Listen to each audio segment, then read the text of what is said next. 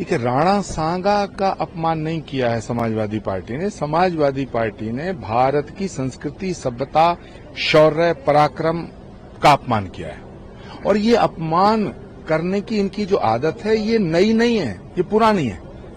ये स्वामी विवेकानंद का अपमान करते हैं, ये राणा सांगा का अपमान करते हैं, महाराणा प्रताप का अपमान करते हैं, ये वीर शिवाजी का अपमान करते हैं, ये छत्रपति शिवाजी महाराज, गुरु गोविंद सिंह जी, ऋषि मुनि महात्माओं का कोई सम्मान करना ही नहीं जानते।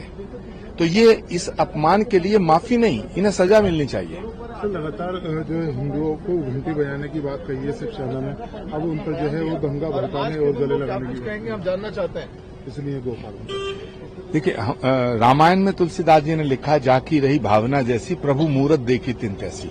असलियत में अखिलेश यादव जी के दिमाग में दुर्गंध बस गई है। उन्हें सब जगह दुर्गंध नजर आती है। उन्हें कुंभ में भी गंदगी नजर आ रही थी। दुनिया को महाकुंभ में श्रद्धा आस्था का सैलाब नजर आ रहा था, लेकिन अखिलेश यादव जी को, राहुल गांधी जी को हमारे महाकुंभ में भी दुर्गंध नजर आ रही थी। तो इसलिए अखिलेश जी दुर्गंध जो है ना, वो कहीं नहीं है, ये दिमागों में बस चुकी है।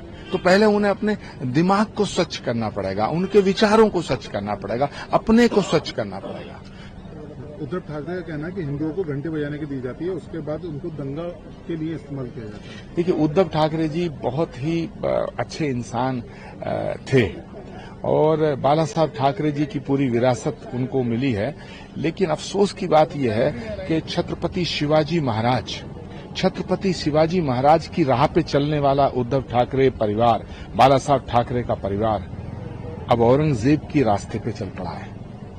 ये दुर्भाग्य है, इस देश का दुर्भाग्य है, हमारे सनातन का दुर्भाग्य है कि बाला साहब ठाकरे का परिवार, वो बाला साहब ठाकरे जो सनातन के लिए जिए, सनातन के लिए मरे, वो बाला साहब ठाकरे जो सनातन के गौरव थे, उन बाला साहब ठाकरे का परिवार आज छत्रपति शिवाजी महाराज, गुरु गोविंद सिंह जी महाराज, स्वामी विवेकानंद के रास्ते से भटक करके, महाराणा प्रताप के रास्ते से भटक करके और वो मीर जाफर और औरंगजेब के रास्ते पे चल निकला है।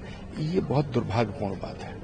अब लोग लगातार संभल में जो नमाज होनी है उसको निशाना बना रहे हैं और तरह तरह की टिप्पणियां कर रहे हैं कि संभल में पुलिस ने क्यों सड़क पर और छतों पर नमाज करने की रोक लगा दी है। देखिए, नमाज बहुत ही मुकद्दस चीज है, पवित्र चीज है, पावन चीज है। तो नमाज इधर उधर क्यों? नमाज तो जहां होनी चाहिए वहीं होनी चाहिए, छतों पे चढ़ के, सड़कों पे पब्लिक को परेशान करके। प्रॉफिट मोहम्मद साहब ने कहा है कि तुम अगर कोई भी काम करते, उससे अगर दूसरे को तकलीफ होती है तो वो इस्लाम का हिस्सा नहीं है। अगर आपकी किसी बात से दूसरों को तकलीफ है तो मैं समझता हूं संभल का जो पुलिस प्रशासन है, हमें उस पर पूरा भरोसा है।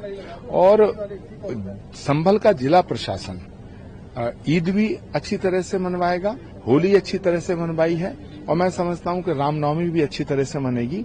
और ये बहुत ही विशाल और विराट रामनवमी होगी कि संभल की धरती पे जहां भगवान आएगा, वहां जहां भगवान आया था उनका जन्म उत्सव मनाया जाएगा।